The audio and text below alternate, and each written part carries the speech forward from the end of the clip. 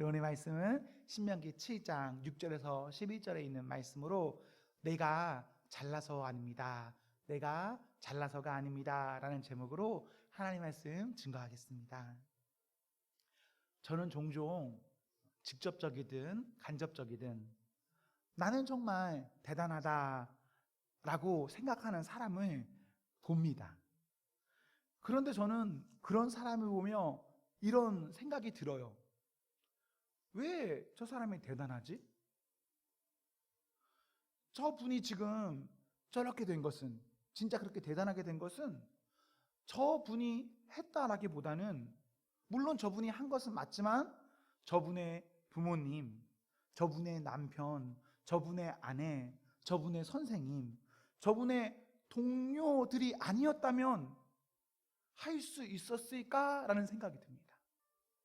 그래서 저는 누군가가 자기 자신을 향해서 대단해 라는 말을 한다면 저는 그 사람이 대단하게 보이기보다는요, 그 곁에 있는 사람이 오히려 더 대단하게 보여요. 지금 여기 앉아있는 우리가 지금은 나름 좀 컸고, 그래서 돈도 좀 벌고 뭐라고 할 수도 있는 그 정도의 사람이 되었지만, 사랑하는 청년 여러분, 우리를 돌아볼 때 교만한 마음, 자만한 마음보다는 겸손하기를 소망합니다. 여러분이 지금까지 이룬 그 무엇인가는 여러분 혼자만이 이루어놓은 것이 아닙니다. 누가 그것을 함께 하여 줬습니까? 여러분 생각하는 그 사람, 여러분과 늘 함께하는 그 사람, 내 곁에 있는 누군가의 은혜가 나와 함께 했기 때문에 내가 지금 여기까지 올 수 있었습니다. 하나님께 감사하는 것도 당연한 것이지만요, 여러분 곁에 여러분들과 함께한 그 누군가에게 감사하는 것 당연한 겁니다. 여러분 감사하며 살기를 소망합니다. 그런 점에서 우리 공동체 청년 여러분, 우리 조금이라도 겸손함이 있어야 합니다. 부모님께 물론 가정에 어떤 큰 아픔이 있는 분도 있겠지만, 정말 그런 어떤 심각한 상황이 아니라면 부모님께 감사, 내 곁에 있는 모든 사람에게까지도 감사하고 나를 나눠줄 수 있는 그 사람, 여러분이 그런 사람 된다면요, 지금까지 이렇게 잘 왔지만 앞으로의 삶에 있어서는 더 잘 나아갈 수 있게 됩니다. 여러분 곁에 은혜가요, 감사하고 겸손할수록 끊이지 않게 이어질 것입니다. 하나님의 은혜, 그리고 사람에게 오는 은혜. 내가 지금 여기까지 온 것, 내가 잘나서가 아닙니다. 어쨌거나 내 곁에 있는 우리로 인해서 그리 되었습니다. 우리의 인생을 통해 우리는 흔히 내 덕, 남 탓 하지만 소망하기는 역전되기를 소망합니다. 내 탓하는 성도가 되시고 남의 덕을 고백하는 성도가 되십시오. 그러면 내가 있는 그것이 얼마나 아름다워지겠습니까? 지금 내가 여기까지 온 것, 내가 잘나서 결코 아닙니다. 내 곁에 있는 그 누군가가 분명히 있었습니다. 그 사람 탓하지 말고 그 사람의 덕을, 은혜를 생각하면서 한 걸음 한 걸음 잘 나아가 보십시오. 그럼 너무 좋을 거예요, 여러분.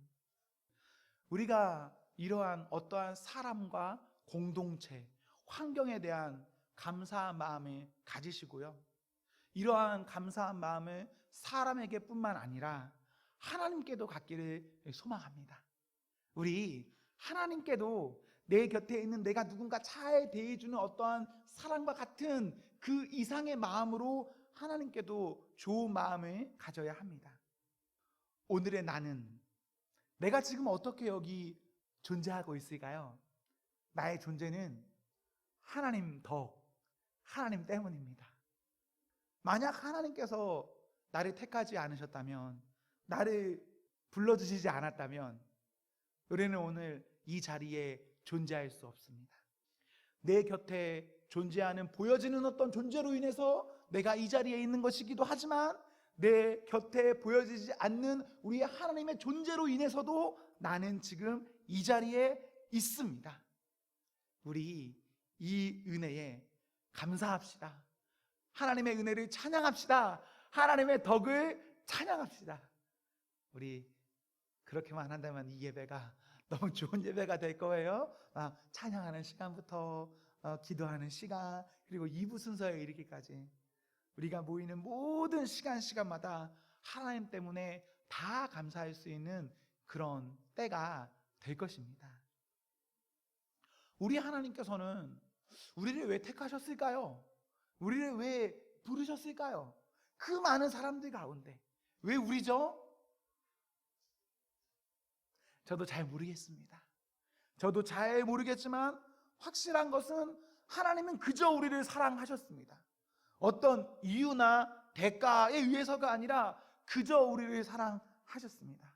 사랑으로 우리를 택하시고 그 택함으로 인해서 오늘까지 이끄셨습니다. 그 신실하신 하나님께서요, 그 신실하신 하나님을 믿는다면 그 믿는 사람은 지금까지도 이끄신 하나님이기 때문에 그 앞날에 있어서도 어떻게 하실까요? 그 앞날에 있어서도 우리 하나님 우리를 이끌어 주십니다. 우리의 오늘이 두렵고 떨리고 무서울 수 있습니다. 정말 캄캄할 수 있죠? 20살, 30살, 40살 별겁니까? 아무것도 아니잖아요. 무서울 수 있어요, 우리. 그러나 우리를 그저 사랑으로 택하신 그 하나님의 신실하심을 믿고 그냥 오늘도 무섭지만 한 걸음 믿음으로 내디디면 우리 하나님께서는 우리의 그 앞날까지도 그저 함께 하십니다. 오늘 본문 6절에 보십시오. 하나님께서는 이스라엘 사람들을 성민이라고 부르십니다. 세상의 많은 민족들 가운데 택하셨다 하십니다. 6절 한번 눈으로 보세요. 6절의 포인트는요, 성민이 아닙니다. 뭐냐면 하나님의 성민입니다. 하나님. 후반절에도 백성이라는 말이 있죠. 백성이 사실 중요한 게 아닙니다. 택함 받았다는 게 중요한 게 아니에요. 하나님 자기의 기업의 백성, 이게 중요합니다. 하나님께서는 세상의 많은 사람들 중에서 그 많은 모든 사람들이 아니라 택하신 사람들이 있고 그 사람들을 자신의 사람으로 부르십니다. 우리 하나님 그 많은 사람들 가운데 우리를 부르셨습니다. 그 많은 사람들 가운데서 우리를 어떻게 부르셨냐? 자기의 사람으로 부르셨습니다. 여기 있는 저는 조영국이지만 그냥 조영국이 아니라 저는 누구의 조영국입니까? 하나님의 조영국. 여러분도 똑같겠죠. 여러분은 그냥 그 누군가가 아닙니다. 여러분은 하나님께서 택하신 하나님의 땡땡. 여러분은 그 사람입니다. 조금 더 명료하게 말하면 이사야 43장 1절에 이렇게 기록되어 있어요. 내가 너를 구속하였고 너를 지명하여 불렀나니 너는 누구 것이다? 내 것이다. 우리 하나님께서는 나를 구속하셨습니다. 잡으셨어요. 우리 하나님 나를 콕 찍었습니다. 지명하셨어요. 그러면서 뭐라고 우리에게 말씀하셨냐? 불렀냐? 너는 내 거야. 이게 정말 우리에게 큰 은혜입니다. 내가 잘나서 지금 이런 거 아닙니다. 하나님이 그냥 나를 콕 집으셨어요. 너 내 거다. 그것 때문에 오늘 여기 우리가 살 수 있습니다. 왜 우리 하나님께서 이렇게 하셨냐? 7절에 보시면요, 내가 뭐가 있어서가 아닙니다. 후반절에 보시면 어떻습니까? 오히려 나는요 좀 보잘것이 없어요. 오히려 나는요 가장 작아요. 이렇게 6절과 7절을 한번 이어서 보시면 이런 생각이 듭니다. 내가 무능하면 무능할수록 우리 하나님의 크신 은혜가 있구나. 나도 나를 도저히 어찌할 수 없으니까 정말이 어찌할 수 없는 이 사람을 하나님께서 불쌍히 여기셔서 하나님의 옷자락으로 나를 덮으시는구나 라는 그 마음이 6절과 7절에 보면 생깁니다. 사랑하는 성도 여러분, 여러분이 여러분 스스로를 보면서 여러분은 어떻게 생각하시죠?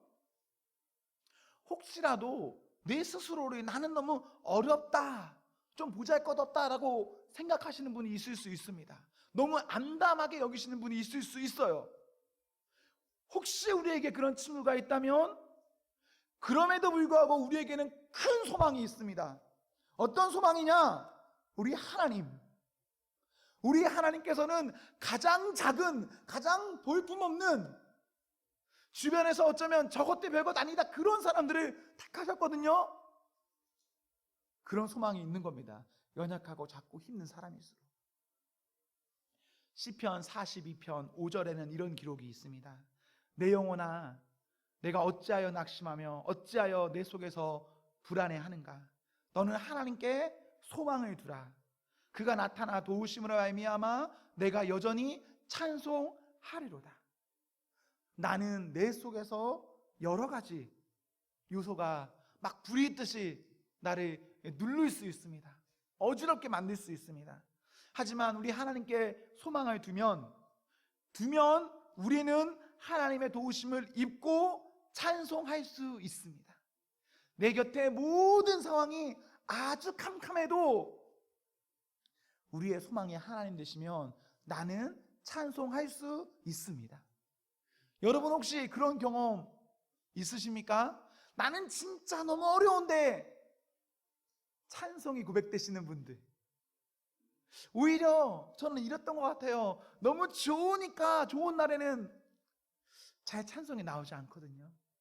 그런데 어둡고 힘들고 캄캄하니까 내 자신이 너무나 막 움츠러드니까 더 많이 하나님을 찬송할 수 있었던 것 같습니다. 제 삶에서 혹은 여러분의 삶에서 어떻게 이것이 가능할 수 있는가? 어떻게 하나님께 소망을 두며 그 날이 지난 사람들은 그런 고백을 할 수 있습니다. 지금까지 그런 고백이 있으셨던 분들은 앞으로도 그런 고백이 끊임없이 일어나기를 소망하고, 혹시 지금까지 그런 고백이 없으시다면 우리의 인생은 앞으로 분명히 어떤 어둠을 맞이하거든요. 그때 하나님을 의지하고 하나님께 소망을 두고 하나님으로 인한 찬송이 우리에게 끊임없이 고백되어지기를 기원합니다. 아멘. 우리 하나님께서 왜 우리를 택하셨습니까? 우리의 뭔가 나음이 없음에도 불구하고 왜 택하셨습니까? 8절에 보시면 사랑입니다. 8절에서 10절까지 여기서 중요한 것은 사랑입니다. 사랑. 하나님께서는 사랑 때문에 우리를 부르셨습니다. 그리고 사랑도 중요하지만 여기서 우리가 또 눈여겨보면 좋은 것이 하나님의 신실하심입니다. 하나님이 신실하시기 때문에 하나님의 사랑으로, 그리고 사랑으로 약속하신 것을 이루기 위해서 우리를 끝까지 그렇게 인도하시는 겁니다. 우리가 생각해 보십시오. 사랑이 변합니까? 변하지 않습니까? 사랑은 변하지 않아요. 다만 유명한 말이죠. 사람이 변할 뿐이죠. 사람은 변하지 않아요. 그런데 우리 하나님은요, 사랑이시고 우리 하나님은요, 사람처럼 변하지가 않으십니다. 그래서 변하지 않는 하나님의 사랑은 영원하고, 그 하나님께서 나를 붙잡으시면, 지명하셨으면, 구속하셨으면 그것으로 끝난 겁니다. 그냥 우리의 삶은 이후에 어쨌든 형통함이 있습니다. 사랑, 무척이나 우리에게 중요한 겁니다. 그러나 그것보다 우리에게 더 많이 신경 쓰고 중요한 것은 무엇이냐? 하나님의 신실하심. 누가 나를 사랑하는가? 우리 하나님 나를 사랑하신다. 우리 하나님 신실하시다. 여러분에게는 분명 하나님의 도움이 있습니다. 우리 하나님은 신실하셔서 하나님의 자녀를, 하나님의 사람들을 천대까지 생각하시고 도우십니다. 10절 후반절을 한번 보시겠습니까? 조금 이런 말씀을 보면 의아할 수도 있어요. 하나님의 미워하는 어떠한 사람에게는 하나님이 보응하신대요. 어쩌면 무서울 수도 있는 말씀입니다. 우리가 이런 말씀을 볼 때 좋은 것은요, 보응에 초점을 맞추지 마시고 우리 출애굽기 이걸 한번 찾아볼까요? 출애굽기 34장 7절의 말씀을 한번 봅시다. 출애굽기 34장 7절. 자, 우리 한번 같이 읽어보겠습니다. 시작. 인자를 1000대까지 베풀며 악과 과실을 용서하지 아니하리라. 그러나 벌을 면제하지는 아니하고 아버지의 악행을 자손 3, 4대까지 보응하리라. 아멘. 이 출애굽기 34장에 있는 말씀은요, 첫 번째 십계명 언약이 성립하지 못하고 두 번째 십계명 언약을 위한 말씀입니다. 이때 분위기가 좋은 분위기가 아니에요. 어려울 때, 정말 쉽지 않을 때의 말씀입니다. 우리 하나님께서는 보응하겠다, 너에게 뭔가 어떤 벌을 내리겠다, 이 말씀으로 이것을 말씀하시는 것이 아닙니다. 여기에서 중요한 것은 너희가 하나님을 온전히 믿지 못한다면 그 온전히 믿지 못하는 것은 3, 4대까지밖에 가지 않아. 하지만 너희가 진짜 하나님의 인자하심을 하나님을 믿는다면 그것은 언제까지 이어진다? 1000대까지 이어진다. 조금 다른 말로 바꿔볼까요? 끊임이 없다. 3, 4대와 1000대가 비교가 됩니까? 비교가 안 되죠. 오늘 우리 본문은 하나님의 끝없는 사랑, 포기하지 않는 사랑, 그 사랑의 한없음을 더 크게 말씀하고 있습니다. 보응이 중요한 것이 아니라. 사랑하는 성도 여러분, 우리 하나님은 하나님의 사랑으로 우리를 선택하셨습니다. 나의 무언가로 인해서가 아닙니다. 그저 주님의 신실하신 사랑으로 모든 것을 다 하셨는데 우리가 그 하나님 앞에 겸손하고 낮은 마음으로 한 걸음 한 걸음 가까이 믿어 나아가기를 소망합니다. 우리 중 어느 누구도 자격으로 된 것이 아니고 자격으로 된 것이 아니니 누구라도 하나님의 사랑 안에 있습니다. 우리 하나님의 소망을 소망하면서 살아가십시오. 그 사람은 하나님의 은혜를 느끼며 그 은혜 안에 살며 감사로 살아갈 수가 있습니다. 자신을 높이는 사람, 하나님을 보지 못하는 사람, 그 사람은 오늘이 아무리 좋아도 오늘 가운데 감사도 없고 하나님도 없고 불평, 불만, 투성이로 살아갈 수밖에 없습니다. 그러나 내 지금 상황이 어떻든지 그저 하나님께 나를 겸손히 내려놓는 그 사람은 하나님 앞에 어떤 중에도 감사로 살아갈 수 있고 어떤 중에도 감사하고 살아갈 수 있는 그 사람은 오늘과 우리 앞날의 모든 날이 그저 다 좋을 수밖에 없습니다. 우리 말씀 앞에서 살아갑시다. 다른 것으로 살아가는 것이 아니라 우리 은혜로 살아갑시다. 우리 내가 아닌 주님 안에서 주님과 함께 살아가기를 소망합시다. 그러한 청년부가 되기를 기원합니다. 아멘.